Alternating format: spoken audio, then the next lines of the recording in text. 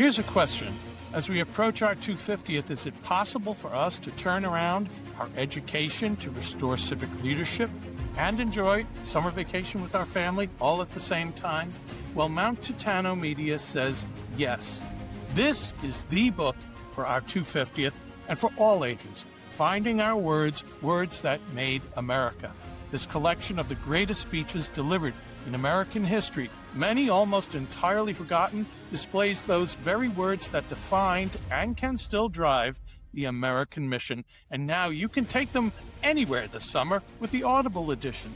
These words that moved the world are read by Michael Knowles, Andrew Klavan, Spencer Klavan, Bill Whittle, U.S. Army generals, and leaders in classical education. Every speech includes a powerful introductory essay written by acclaimed scholar Tracy Lee Simmons, whose preludes set the stage for a deeper understanding of each work.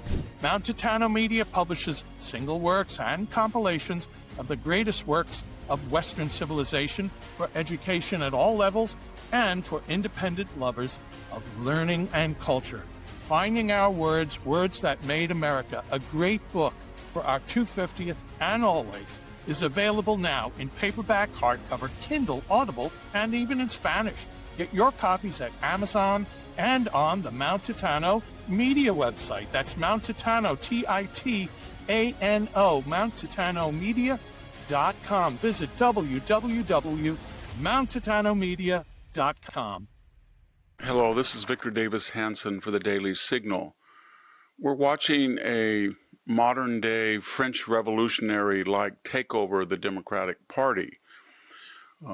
You can call it the Reign of Terror or the Democratic Guillotine. What I mean by that, in 1793 and 94, when the French Revolution was well on its way to fruition, a group of radicals called Jacobins, led by the Robespierre brothers, hijacked that revolution and decided that they were going to go far, far to the left of the effort to abolish the monarchy and rename the days of the week, the months, start with a year zero concept, go out and attack private property and execute people.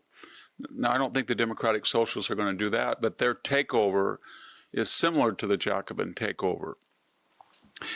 And what is their agenda? Their agenda is radical Green New Deal, war on fossil fuels, open borders, no deportations even for criminally convicted. In addition to that, cut the defense budget, defund the police, institutionalize diversity, equity, inclusion, chauvinism. We're all going to go by our incidental affiliations. If you're trans or gay or female or black or Asian, that's going to be what you identify in as a large group of victimized with complaints against the white male, etc., victimizer class. If you look closely at what some of their how that agenda manifests itself in the real world, it is anti-Semitic, pro-Palestinian, anti-Israel, I'll be candid, it's anti-white if you look at the word white privilege, white chauvinism, white hate, all of this stuff. So how is it manifesting itself in real terms? Well, we recently had midterm elections, as you know, and most of the left-wing Democrats, and remember, this isn't the Democratic Party of Hubert Humphrey or JFK or even Bill Clinton. It's far to the left. But that wasn't enough for the new Jacobins and their guillotine. So I'll give you a couple examples. Dan Goldman was a left-wing New York congressman.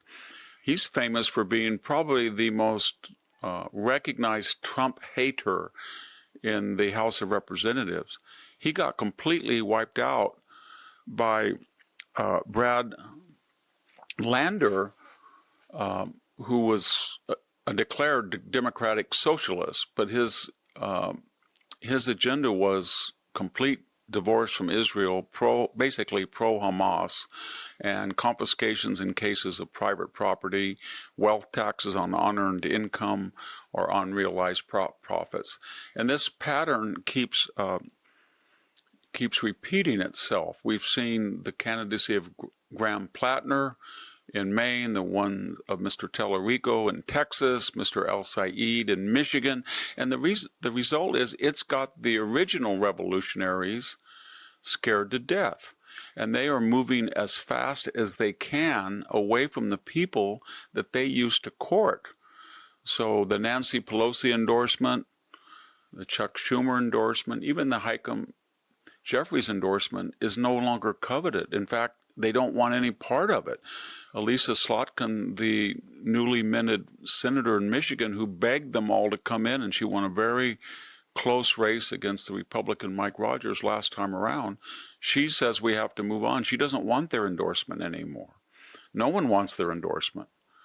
Why does no one want their endorsement? Because they don't have the House or the Senate or the White House, and they feel they're yearning for power.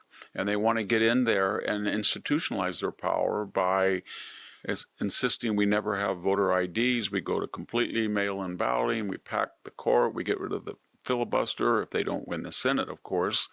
We get rid of the Electoral College. We bring in new states and new Democratic senators, etc. So this all presents a dilemma for a lot of these people. What do you do if you're a Jewish American, Mr. Scott Weiner, and you want to take over Nancy Pelosi's seat, and you are the most fanatical left-wing state legislature that we've ever had in California? And all of a sudden, this new Jacobin party says, well, you're for Israel. And then what do? You do what he does. Oh, no, Israel's a genocidal.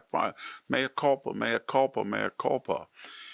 Dan Goldman thought that he didn't have to give the mea culpa for his Israel support, but he did, and he lost.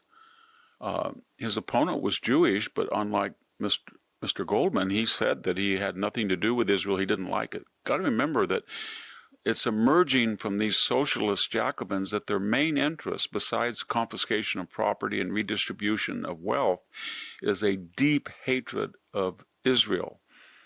And so where do they all come from? Why now? Well, we have 53 million people that weren't born in the United States, and this is a time when we don't acculturate or assimilate anybody. And then we had DEI that separated us by race. We have a globalist economy that rewarded a particular group of people, and especially this movement is led by very wealthy people like Mondami or George Soros or all of these candidates. Graham Plattner is not poor. You look at them, they're pretty either affluent, upper middle class, or very wealthy.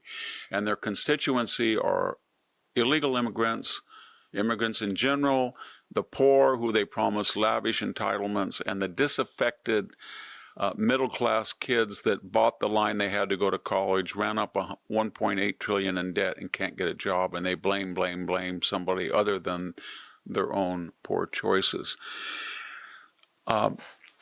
What else spiked them very quickly? Of course, they're out of power. I mentioned that. And they're angry they have no power except institutional. They control K through 12, academia, corporations, and media, but that's not enough for them. Number two, they hate Donald Trump. They despise Donald Trump. And most of these people get on television or media and think of ways they can, I don't know, like celebrities, poison him, set him on fire, shoot him when he's almost killed. That's the way things go. They're very, very radical in their hatred of Donald Trump. They hate everything he does. If he has the pool in Washington, the reflective pool, then they would like to put on costumes and say, we're for algae, not the pool. We want algae to take over Trump's pool. And finally, they don't, on this 250th anniversary, they can't say a good word about the United States. And remember, they don't leave the United States. They're like Joy Reid. You have a vacation home, or Sonny Hostin. You brag on TV about your son went to Harvard, or how wealthy and refined you are. They like consumer capitalism, but they don't want it for the middle class, just themselves. And then like Trotskyites or Bolsheviks or any revolutionary period that we know of, the elite then carve out special exemptions for themselves, and they make everybody else, like lab rats, suffer from their experiment. What will happen very quickly? One of two things will happen. It will either be kind of a wave like the Obama 2008 win, when everybody said suddenly, I want nothing to do with Hillary Clinton. She's an old fuddy-duddy. I have to have Barack Obama and hope and change, hope and change. Well, you know how that went. Well, as soon as he got elected, it was all race, divide, apologize for America. But he won. Or it could be like 1972, George McGovern. He had the largest popular vote loss, I think, in the modern period in 150 years. He lost to Richard Nixon, who won 60.8%. Why? Because he hijacked he was a good man. He was a World War II veteran bomber pilot. He hijacked the Democratic Party and made them embrace a radical left agenda that in the general election turned off America. And they voted for someone who everybody thought would have no chance at one point in 1968. He had a close race, Richard Nixon. And Richard Nixon destroyed McGovern in that election. So one or two things are going to happen. I think it's the latter, that they're going to get into a big national election in 2026 and maybe as early as the midterms, and they're going to lose a lot. They're going to lose big time in 2026 if they nominate these socialists. And if the Republican Party exposes who are these socialists in these House races in 2026, I think they have a even shot at even keeping the midterms for the Republicans. And that would be quite a feat, since 38 out of the last 41 midterms, the N Party has lost seats. Thank you very much. This is Victor Davis Hanson for the Daily Signal. Thank you for tuning in to the Daily Signal. Please like, share, and subscribe to be notified for more content like this. You can also check out my own website at victorhanson.com and subscribe for exclusive features in addition.